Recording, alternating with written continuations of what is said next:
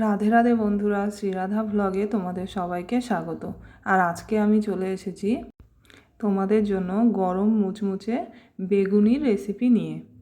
তো এখানে দেখতেই পাচ্ছ, মা আমাকে বেগুনটা পাতলা পাতলা করে কেটে দিচ্ছে। আর এইভাবে আমি কিন্তু পুরো বেগুনটা পাতলা পাতলা করে কেটে নেব।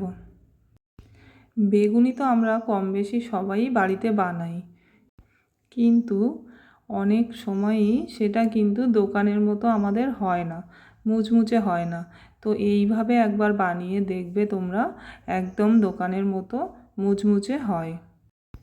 আর মুচমুচে বেগুনি বানানোর জন্য বেগুন কাটাটাও কিন্তু একটা খুব গুরুত্বপূর্ণ বিষয়। তো এখানে আমার বেগুনগুলো কিন্তু সব কেটে নেওয়া হয়ে গেছে। আর আমি এখানে 250 গ্রামের মতো বেসন নিয়ে নিয়েছি, আর একটু জোয়ান আর কালো জিরে নিয়ে আমি হাতে ঘষে কিন্তু দিয়ে দিয়েছি। আর এবার আমি 1 চামচ ছোট চামচের চিনি কিন্তু এর মধ্যে দিয়ে দিলাম। আর এখন আমি 1 চামচ হলুদও এর মধ্যে দিয়ে দিচ্ছি।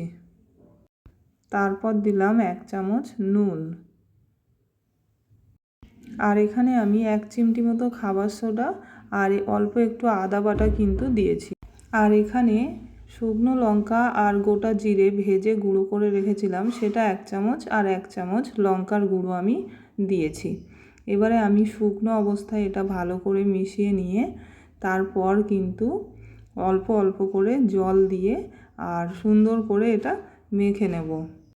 আর এই বেসন মাখাটার কাছেই কিন্তু বেগুনিটা মুচমুচে হয়।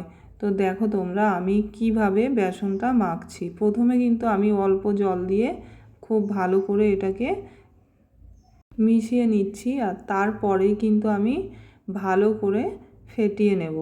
আর মাঝে আমাদের নানটেও চলে এসেছিলো, আর ও তো সবসময় জয়নিতাই করতেই আছে, তাই ওকে একবার না দেখিয়ে পারলাম না। আর এখানে দেখুন আমি এতটা জল দিয়েছিলাম, আর এইভাবে কিন্তু আমি বেসনটা মেখে নিয়েছি, এইভাবেই ফেটিয়ে নিয়েছি। আর এই অবস্থাতে কিন্তু আমি এবার এটাকে আধা ঘন্টা মতো রেখে দেব। আর এখানে আমি দিয়ে দিয়েছি কড়াইয়ের মধ্যে সর্ষের তেল। আপনারা সাদা তেলেই করতে পারেন, আমার কিন্তু সাদা তেলটা অতটা ভালো লাগে না, তো সেই কারণে আমি এই বেশিরভাগ ভাজাগুলো আমি সর্ষের তেলেই ভাজি।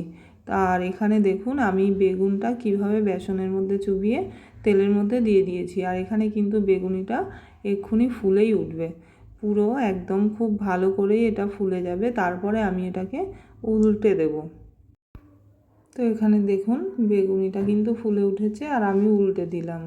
আর এইভাবে কিন্তু আমি আবারও এটাকে উল্টে পাল্টে একদম লাল লাল করে ভেজে নেব, একদম দোকানের মতো।